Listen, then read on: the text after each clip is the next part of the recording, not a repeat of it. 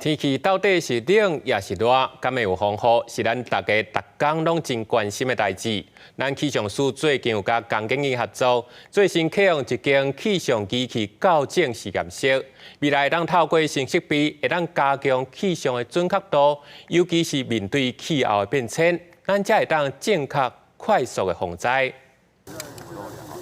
农作物若要爱好好成长，就要控制温度、湿度。船只出海嘛，就看天气风速。才会拢爱运用测机器，咱才会当知影正确的气象资讯。为着要增进国内气象观测资料的品质，气象署和工建议合作去做全新的气象仪器校正实验室，提升国内气象仪器的精准度。 它是一个品质保证的一个很重要的过程。那从这个校正实验室出去的每一台仪器，它都会符合某一种特定的标准。那你的仪器是符合特定标准的时候，你的量测的资料它才能有一定的品质。那你有好品质的资料，在后面未来相关的应用，不管你是在譬如说气象的后面的监测啊，或者是预报啊，或者是历史的资料的记录啊，这些东西你才能够确保它的品质。气象仪器校正实验室建强分6类，包括温度、湿度、雨量、风速等等。气象署表示，虽然自1988年开始都有成立各种实验室，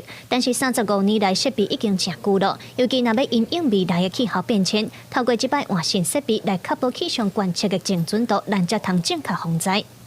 全球暖化嘛，气候变迁损失的不是只有经济财产，还有生命安全啊。那我们主要是在整个一些软硬体设备的更新提升，然后还有一些量测范围的扩充。